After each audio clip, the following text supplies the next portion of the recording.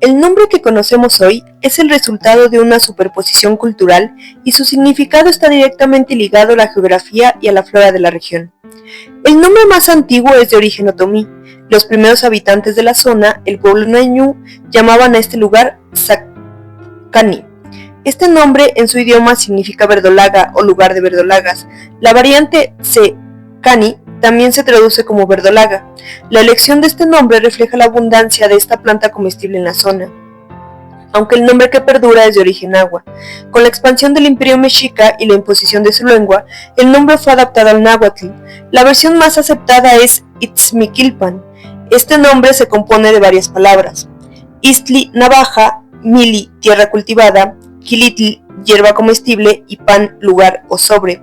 Por lo tanto, Itzmiquilpan se traduce como lugar situado sobre los cultivos de hierba cuyas hojas tienen forma de navaja. Esta descripción es una clara alusión a la forma de las hojas de la verdolaga. Con el tiempo, el nombre Itzmiquilpan se transformó por corrupción lingüística en el actual Ixmiquilpan. El Valle del Mezquital es un entorno de semiaridez que condicionó toda la estructura social. A diferencia de las ricas cuencas lacustres de Tenochtitlán, la agricultura en Ixmiquilpan dependía casi exclusivamente de temporal y de una gestión hídrica compleja. La economía giraba en torno al maguey, que era la tecnología de supervivencia. Proveía fibra o ixtle para vestimentas y redes, aguamiel y pulque para el sustento, y las pencas servían como materiales de construcción y combustible. Esta dependencia obligaba a la organización social volcada a la recolección y procesamiento intensivo de esta planta. La ocupación era dispersa en unidades familiares vinculadas en pequeñas terrazas agrícolas en las laderas. Esto dificultaba el control centralizado. Ixmiquilpan en particular, y el Valle del Mezquital en lo general, era una zona de amortiguamiento militar y político, que en el periodo posclásico tardío vivían bajo el yugo tributario de la Triple Alianza. El territorio tenía una función estratégica: era el límite entre el mundo mesoamericano agrícola y los grupos nómadas y seminómadas del norte, dominados genéricamente por los mexicas como chichimecas, y servían como una guarnición avanzada. Esta posición implicaba una militarización constante de la vida social. Los hombres otomíes eran piezas fundamentales en el aparato defensivo mexica, lo que implica su papel de guerreros especializados en las crónicas posteriores. En la retórica política mexica, el término otomí se utilizaba a menudo de manera despectiva, asociándolo con la rusticidad o con la supuesta carencia de sofisticación cultural. Esta narrativa de otros inferiores justificaba la extracción de sus recursos. No obstante, esta supuesta barbarie era una herramienta política. Los otomíes mantuvieron su estructura de parentesco y su lengua ñañú como mecanismo de cohesión frente a la imposición cultural náhuatl.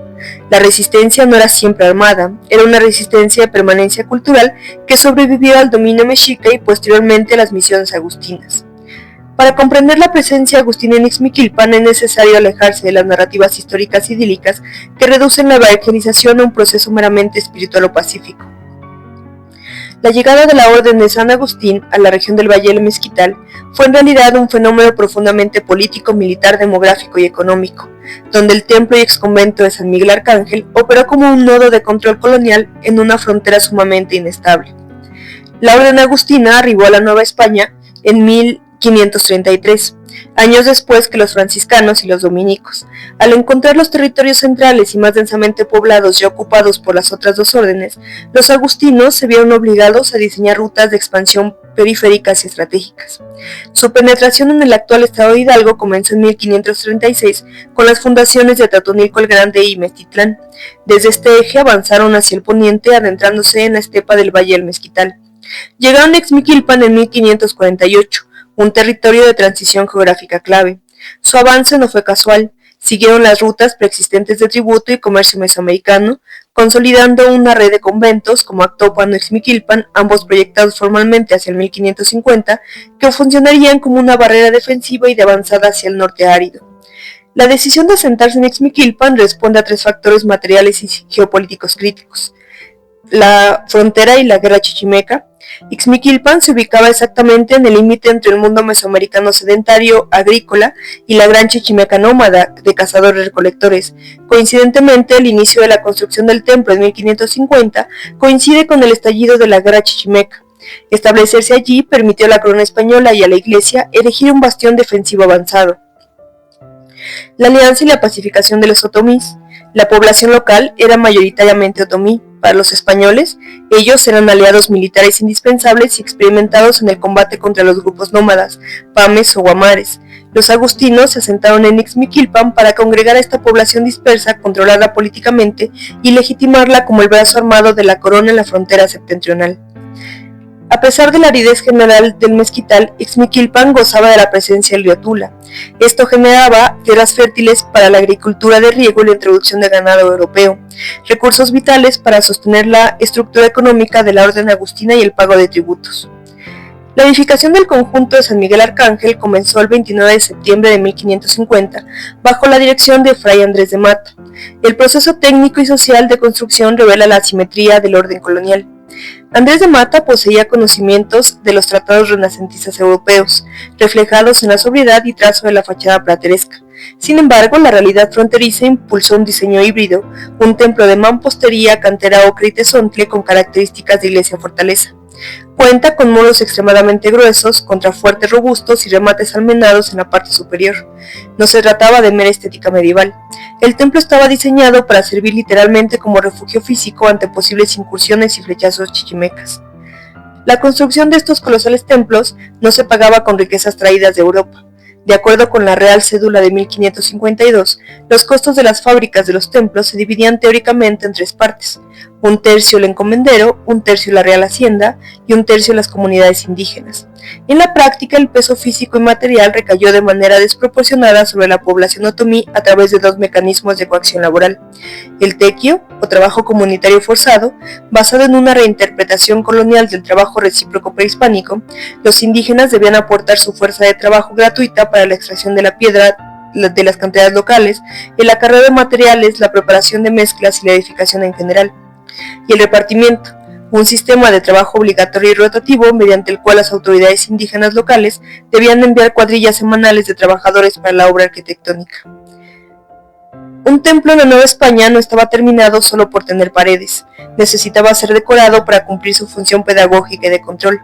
Hacia 1572, bajo el priorato de Fray Andrés de Mata, pintores indígenas locales, escribanos, pintores o tlacuilos, plasmaron en los muros interiores de la nave central un conjunto de pinturas murales que rompen con los estándares cristianos tradicionales. En lugar de paisajes bíblicos pacíficos, los murales de Ixmiquilpan retratan de manera cruda y dinámica una guerra abierta. Se observan guerreros otomíes ataviados con insignias prehispánicas de alto rango, combatiendo con macanas de obsidiana contra personajes semidesnudos y monstruosos que representan a los chichimecas. Los historiadores explican que estos murales operaron como una sofisticada herramienta de propaganda bélica e ideológica. Los agustinos utilizaron el concepto mesoamericano de la guerra sagrada y lo fusionaron con la doctrina cristiana del combate del bien contra el mal. Al pintar a los otomíes como los defensores de la iglesia y a los chichimecas como huestes demoníacas, los frailes lograron justificar éticamente la violencia, convencer a los otomíes de que combatir a las campañas españolas contra los chichimecas era un deber sagrado y cristiano, y también legitimar a la nobleza otomí, otorgarles un espacio de prestigio dentro del templo, reconociendo su estatus militar a cambio de su total lealtad a la corona y su sumisión al nuevo orden teocrático. En la Nueva España del siglo XVI, las advocaciones funcionaban como estrategias de legitimación política y militar. San Miguel es el general de las milicias celestes, el ángel guerrero que derrota a las fuerzas del caos. En el convento de la guerra chichimeca, San Miguel se convirtió en el patrono de la guerra justa y la guerra santa. Para los agustinos y para la corona española, Ixmiquilpan era un bastión de frontera expuesto a los ataques de los pueblos nómadas del norte. Nombrar el templo bajo la protección de San Miguel permitía a los frailes trazar un paralelo ideológico directo. La lucha física de los aliados otomíes contra los chichimecas era la traducción terrenal de la batalla cósmica de San Miguel contra los demonios. La violencia militar quedaba así sacralizada. Simbolizado con la espada y la lanza, un instrumento de violencia divina, que en la iconografía local, este atributo dialoga directamente con las armas prehispánicas. Se resignifican la fuerza destructiva como un acto de justicia cristiana. La armadura militar, que generalmente estaba representado con una coraza de corte romano o renacentista, este atributo vincula al arcángel con el aparato militar del Imperio Español, presentando al soldado cristiano como el ideal de civilidad frente a la desnudez del salvaje norteño. Con el demonio o dragón a sus pies, representa el caos vecino. En Ixmiquilpan, este demonio es equiparado simbólicamente con la chichimeca infiel que rechaza la congregación y la conversión justificando su sometimiento o aniquilación. También tiene una balanza que, con su pesaje de las armas del juicio final, que en la mentalidad de la frontera reforzaba la noción de un orden moral estricto donde los indios congregados serían salvados y los rebeldes condenados. El conjunto conventual es un testimonio material de la tensión sincrética, o tequique, la manufactura y reinterpretación indígena de las formas europeas. La portada presenta un elegante estilo plateresco renacentista inspirado en los tratados europeos del arquitecto Sebastián Serlio. Sin embargo, la ejecución a manos de escultores indígenas introdujo elementos de resistencia y autoafirmación simbólica, como los motivos fitomorfos de plantas y guirnaldas, que si bien copian modelos europeos, incorporan la flora local. En los intercolumpios y en la base de las columnas se integraron discretamente elementos de la cosmovisión mesoamericana, destacando la representación gráfica de la verdolaga, el símbolo prehispánico de la región. Los muros interiores de la nave albergan los frescos más singulares del arte novohispano. A través de un friso monumental, tlacuilos indígenas plasmaron una violenta batalla.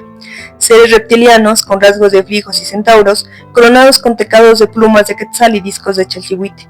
Estos seres mitológicos europeos fueron utilizados para representar deidades prehispánicas desplazadas o entidades demoníacas de alta jerarquía dentro del bando chichimeca. Destaca el Atl Tlachiconoli, o el agua quemada, símbolo prehispánico de la guerra por excelencia, una corriente de agua entrelazada con otra de fuego. Este glifo surge en los murales camuflados como volutas de humo o adornos vegetales que salen de las bocas de los guerreros y monstruos. Y la verdolaga contra el nopal. El historiador David Grint destaca un detalle clave: la superposición de la verdolaga, símbolo de Ixmiquilpan, sobre el nopal, símbolo de Tenochtitlán, es una declaración política silenciosa. Bajo el nuevo orden español, Ixmiquilpan ha reemplazado a la capital azteca como el nuevo centro cósmico y militar del altiplano. A diferencia de la nave del templo, destinada al adoctrinamiento de las masas y la exaltación bélica, el claustro, que era la zona de residencia de los frailes, presentaba una atmósfera de sobriedad intelectual. Frescos monocromáticos en tonos negros y grises y ocres que emulan los grabados y libros europeos de la época. En los nichos de los ángulos del claustro bajo se representan pasajes del Calvario de Cristo para la meditación de los religiosos, retratos de santos y teólogos de la orden. En los frisos del claustro, las hojas de acanto europeas se entrelazan con representaciones naturalistas del maguey y del nopal, simbolizando de manera sutil cómo el entorno silvestre del mezquital había sido enmarcado y domesticado por la disciplina monástica.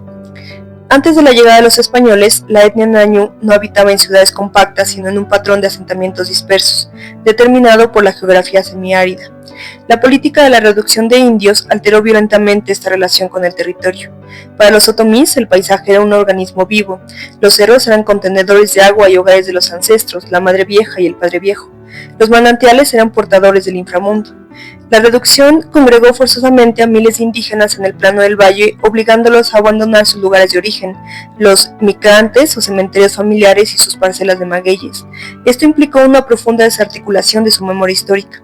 Al desarraigarlos de sus cerros sagrados, los frailes pretendían romper los vínculos físicos entre los indígenas y sus deidades locales. El nuevo orden colonial, el templo agustino, se convirtió en el único y absoluto polo de atracción. La retícula urbana forzó la imposición de una geometría rígida sobre la sinuosidad del paisaje natural. El espacio ahora era medible, parcelado y fiscalizable. En el atrio del convento se erigió la cruz de piedra. Para los indígenas, además de ser un instrumento de muerte de Cristo, fue reinterpretada como el árbol de la vida mesoamericano, el pilar central que comunicaba el inframundo, el plano terrestre y los cielos. El ritual que antes ocurría en las cimas de los cerros, ahora debía ocurrir de manera confinada y controlada en el patio del atrio. Uno de los impactos más severos fue la satanización del espacio exterior. Todo lo que quedaba fuera de la traza urbana, los cerros, las cuevas, los matorrales, el desierto, fue catalogado por la retórica agustina como el monte o la chichimeca, el territorio del pecado, el nomadismo indomable y el demonio. La salvación material y espiritual era solo posible dentro de los límites del pueblo diseñado por los frailes. De este modo, la construcción de la iglesia de Ixmiquilpan fue la materialización de una fractura ontológica que reordenó la economía, el espacio geográfico y la psique del pueblo ñañú. La transición devocional de San Miguel Arcángel al Señor de Jalpan, como la figura central en el imaginario y culto de Ixmiquilpan, es uno de los fenómenos más ricos de la antropología de la religión en México. No se trató de un simple cambio de preferencias litúrgicas, sino de una reconfiguración profunda determinada por factores materiales, ecológicos, políticos e identitarios. Para entender cómo un Cristo crucificado desplazó al arcángel guerrero de los agustinos, debemos analizarlo bajo 4 claves críticas. 1. De la teología de la guerra a la teología de la supervivencia.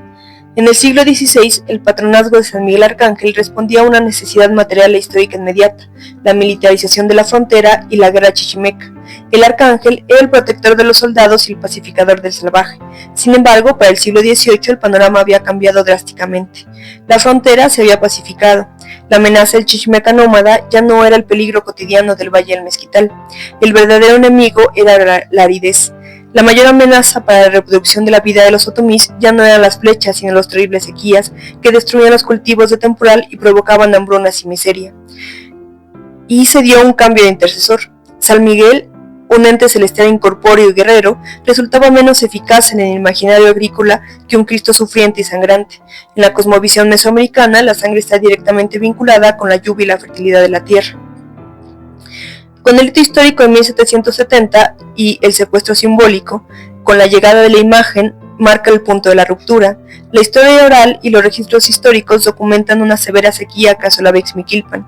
Los habitantes, desesperados por la falta de agua, solicitaron traer en procesión una imagen de Cristo crucificado que se encontraba en el templo de Santiago Jalpan, en la Sierra Gorda de Querétaro, región que compartía lazos históricos y culturales con el Mezquital.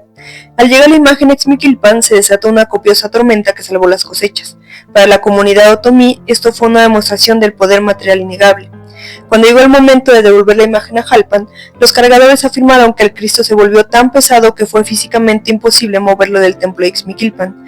Desde la antropología, este milagro de la inmovilidad, u tropo común en el catolicismo popular, es en realidad una estrategia de resistencia y apropiación comunitaria.